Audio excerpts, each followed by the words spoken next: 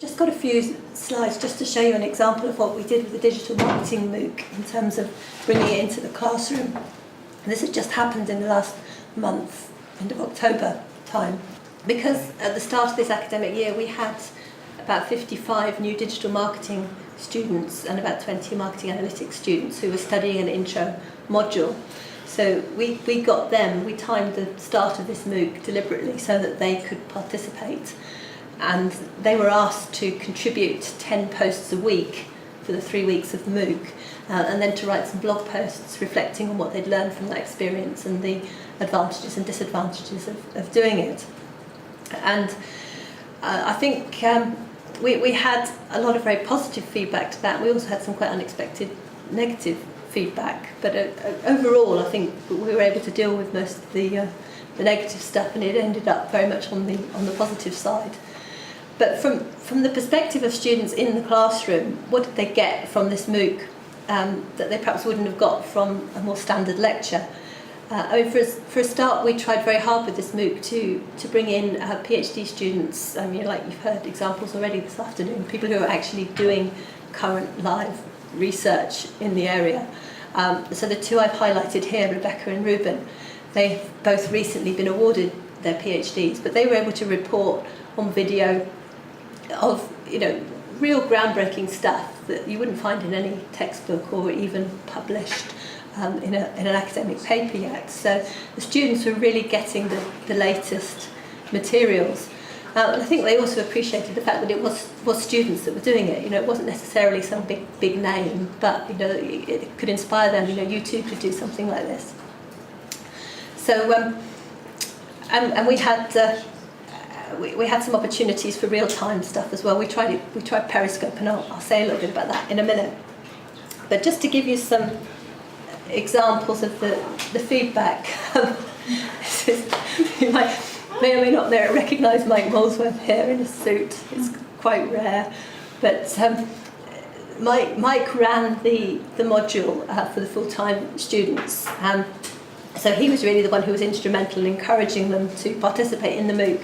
And he was in the MOOC himself, and he was commenting, and he was making cross-references between his lectures and the content on the MOOC. And he was also using the course Facebook group to post stuff and comments and get feedback. The students, this is just a screenshot here of a weekly video that the students produced. They just interviewed each other, and so these are the full-time students. They interviewed each other about what they'd learned from the MOOC that week, and they produced a short video. So we've got 3 of those on the YouTube channel, along with the educator ones. A fair bit of tweeting. That's Hannah, who was one of the facilitators, as well as being a digital marketing student. She's been blogging there, and she's tweeted a link to her blog about her experience on the MOOC. The story here is apparently the students were giving Mike some stick because he was boasting about how many comments he'd made in the MOOC. And so he posted in Facebook saying, I've done 50. And so they created this this little picture which they posted in the Facebook group. And so his response to the picture was to say, I just hit 100. So it all started to, like a boss. So it all started to escalate and just got a bit silly, but they were having fun. You've heard already about the weekly updates. Ashley here filmed these. Ashley stood behind the camera, so you can't actually see her. And this is me, Mike, and Hannah and Amanda, 2 of the facilitators, both digital marketing students. And we just did a very short 3 or 4 minute clip at the end of each week, just recapping on some of the key points, which we then posted on YouTube within an hour or so. So it wasn't live, but it was pretty much real time.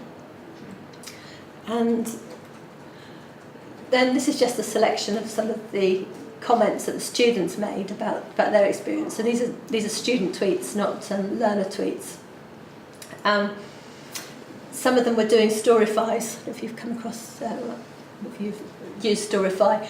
So they were using Storyfy as a way of summarising some of the key discussions from the week and then tweeting a link to their Storyfy. So that was quite a good way of curating content that they wanted to keep or perhaps use in a blog post later on.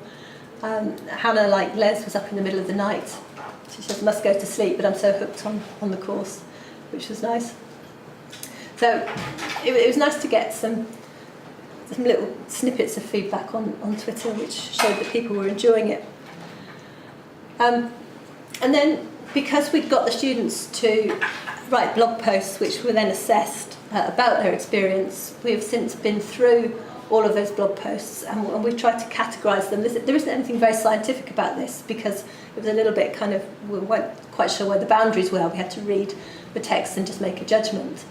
But this is just some top-level results from going through the student blog posts.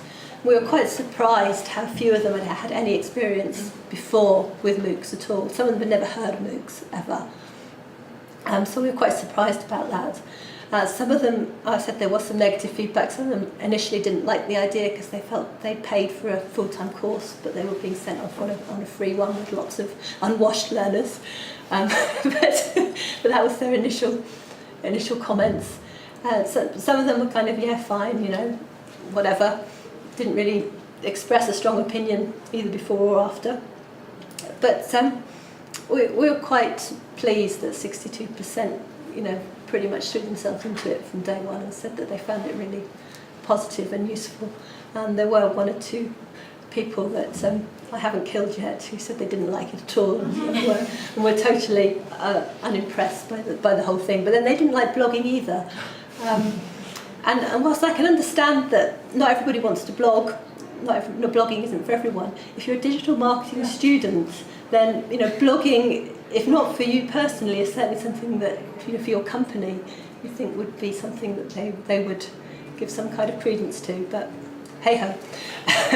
So there was a little bit of negative feedback, but overall it was all very positive indeed. So this is just some of the reasons people gave for what they particularly liked or disliked. Obviously there's the flexibility that the MOOC is there and you can do it on the bus, on your phone, that kind of thing. For international students, there's the benefit of being able to repeat stuff and pick up on words that you might not be familiar with, you know, up-to-date content. Everybody liked the global nature of the MOOC, the fact that people were contributing examples from, you know, literally all over the world. You've seen the map from the Research Projects MOOC. Well, all the MOOCs have that same kind of range of nationalities involved. And the networking opportunities of connecting with people, some of whom were already quite well established in their field. On the negative side, some people said that they needed the discipline of coming into a class, and if they were just told there was a course out there somewhere and they could do it at 2 o'clock or 4 o'clock or whatever, then they weren't motivated to do it. There is still an issue which I know FutureLearn are working on in terms of making it easier to discuss and reply to people, because sometimes the volume of comments is such that it's hard to keep a conversation going. Things move on, and it doesn't yet have the @ facility like with Facebook where you can notify someone directly. So there were some negative comments about that, and I've mentioned the one already about the freeness of it all. So I'm actually doing a presentation on Friday at a conference about this. Mike and I are in the process of writing a paper about how the students viewed the MOOC and what they gained from it. So this is still kind of work in progress, but it's coming up with some quite interesting results. Can I just ask, Yeah. how different do you think it would have been if it wasn't a MOOC, it was just a blended learning course up on, you know, so the videos were there and the material was there, but they weren't engaged with thousands of learners? That was the big thing that they really did value, yeah. I think even the ones that were sniffy about it being a free course, that was something they said, we really valued that hugely, yes. The point that Tim O'Shea made is that when he first wanted Edinburgh to go into MOOCs, it was because as somebody who was a psychologist who was used to trying to understand what learners were doing, the sheer size of the data that you're getting alarms you. And Les made this point when he was first doing the MOOC, you know, that like, oh, I discovered students don't really understand this concept that I've been explaining like this for a while. You know, so there's things like that which the massiveness, as Manu says, is an aspect of quality control. And yeah. I think also it makes you, it sort of refreshes you. I mean, I found on language a lot of our educators most of our audience were outside the UK. Over 90% came from outside the UK. And we'd got kind of familiar about talking about different language teaching methodologies like TBLT or CLIL, task-based learning, and that's content and language integrated learning. And these are theories that are banded around the whole time in the UK and Europe. And a lot of our users had never come across these terms or these notions. And they were language teachers in their own countries. And it was quite refreshing, you know, for people to say, oh, okay, we're used to talking to people who kind of know where we're coming from, and now we're talking to people who really don't. And that just refreshes the way you present it and the way you think about it and the way you approach then, you know, what you do in the classroom. Yeah. I'm just wondering about the use of visualization in this case, how helpful it may be to get a sense of what's going on in the community and the platform. We are Manuel working. might, have Yes, something Sue is to leading say. a project also that it's in its beta form, which is a dashboard to visualize all this MOOC activity. Yeah, okay.